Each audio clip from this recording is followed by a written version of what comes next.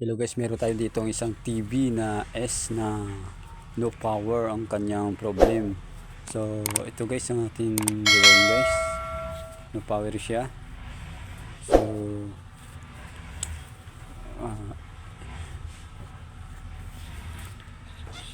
ito guys, no, isasaksak natin yung TV para makita nyo kung may power ba o wala.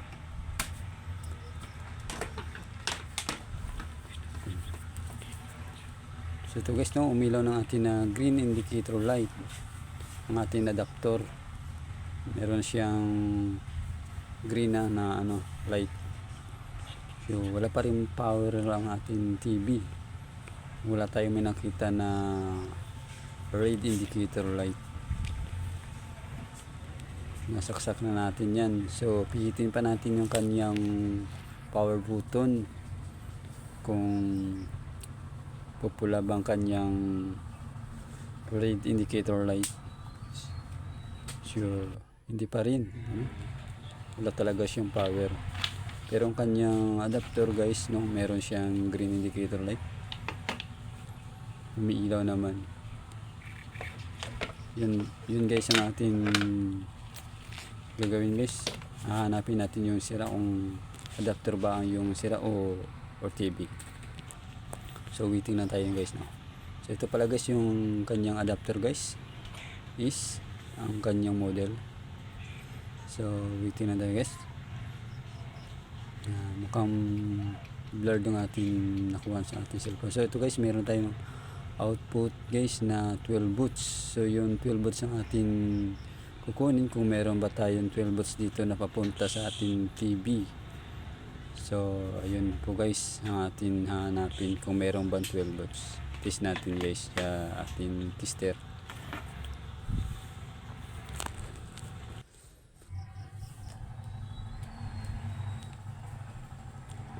So ito guys, yun ating tester guys, nakahanda na guys, no? Kita nyo naman yung kanyang Romero dyan. So test natin guys yung kanyang output guys, kung mayroon tayong makuha dito, may masukat tayo na 12 volts ba.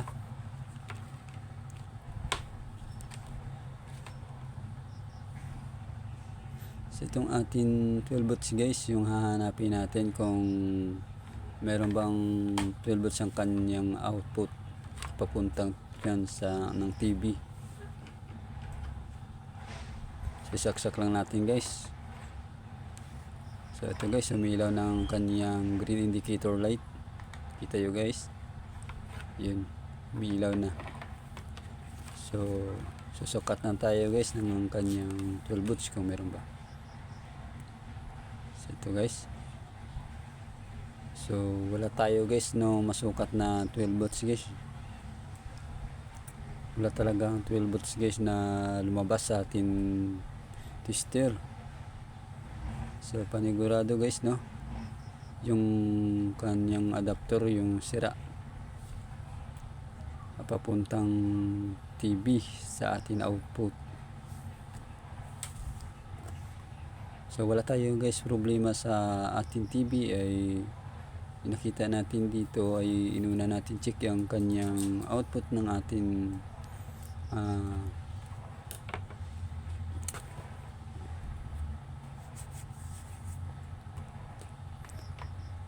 adapter. Okay ng ang ating TV. So una natin i-check guys yung kanyang adapter kung okay ba ito. So may power naman guys, pero wala siyang lumabas na 12 volts dito sa ating output.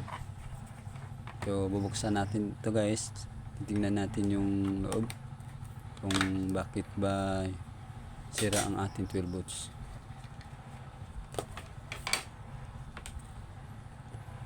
So ito guys, no, sa base na nakikita ko guys, yung kanyang board, medyo lumuluta na ang ating soldering dito sa ating board. So ito guys, no, nag-cold solder na guys ang ating mga pyesa. lumulutang na, hindi na siya dumidikit sa atin board guys. So gagawin lang natin guys ay isi-soldering na lang natin mamaya guys. So continuity mode na tayo guys. Kung sigurado ba sira ang ating output, test muna natin yung positive guys. So wala guys, wala tayong positive dito, wala rin ng negative, wala rin tayong ground dito. Wala talaga guys, sira talaga ang ating output. So test natin dito guys sa ating ground kung meron.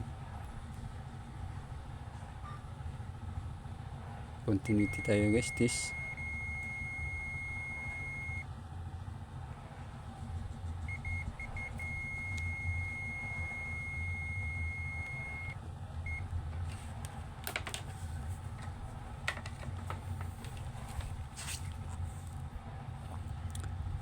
So meron tayo guys continuity guys sa ground. So ito guys no, hindi na po siya dumidikit sa kanyang board. So ang gagawin natin dito guys ay magsusoldering solder natin guys.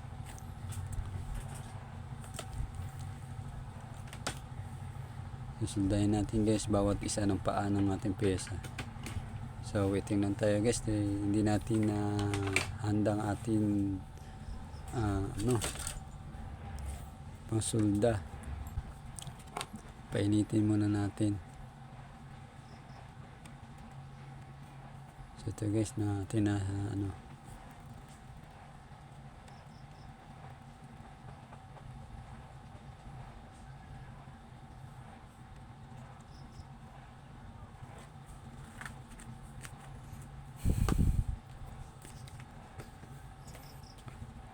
kaya pala wala ng power itong TV habang sila ay nanonood nito guys, ay bigla lang namatay yung kanilang TV.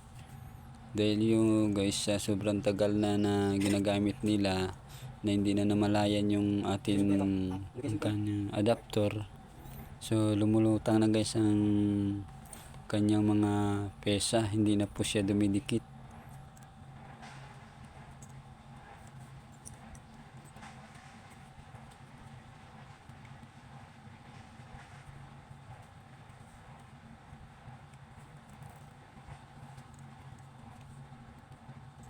Nag-cold solder na po ang mga sinolda guys.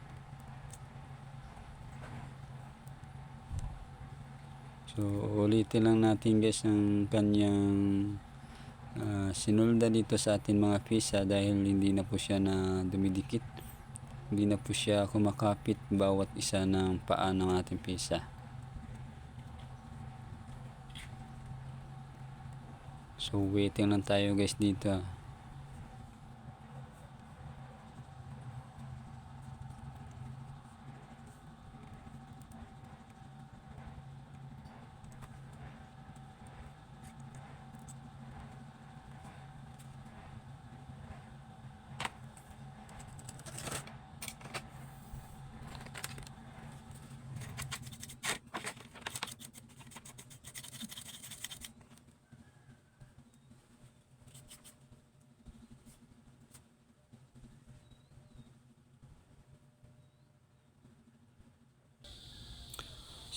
So ito guys no, natapos na natin sinulda yung ating mga board, ating mga pyesa. So tingnan lang natin guys dito sa harap kung mayroon bang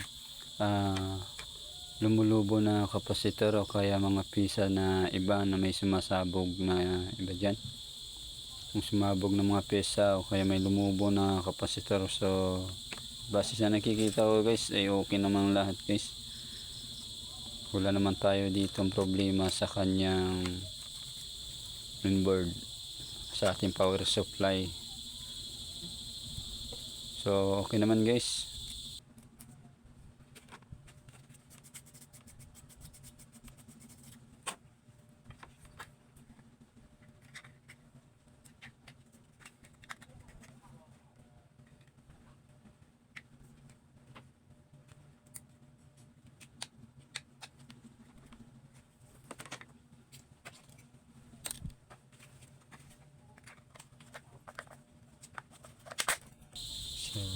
ito guys ay okay na guys, no?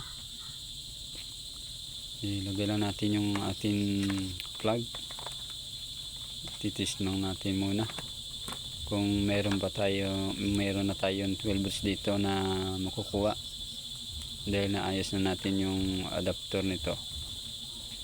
So nasa DC tayo guys. So tingnan natin kung meron tayong 12 volts na. So meron na tayo guys 12 volts guys. Kasi so okay na guys. Okay na guys, meron na tayong 12 volts dito na sukat.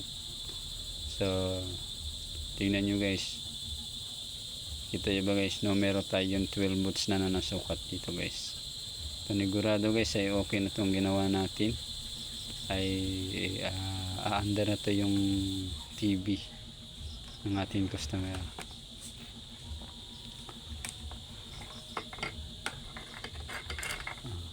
So ito guys, no, yung TV. So papanda rin natin guys, testing na natin guys kung okay na ba ating ginawa guys. So ito, nakasaksak na ang ating output 12 volts. Naka 12 volts na tayo guys, at ipa-plug na natin sa 240 volts. So ito guys, sumilaw ng ating green indicator light, at mayroon na tayong red indicator light. Sumilaw na guys lahat guys, meron ng red. So guys, mo blue o may power na guys, na may display ng ating TV. So okay na okay guys ang ating ginawa. So maraming salamat po sa panonood ng ating video guys. Paki-follow naman po dyan at paki-share. Thank you po guys. Okay na.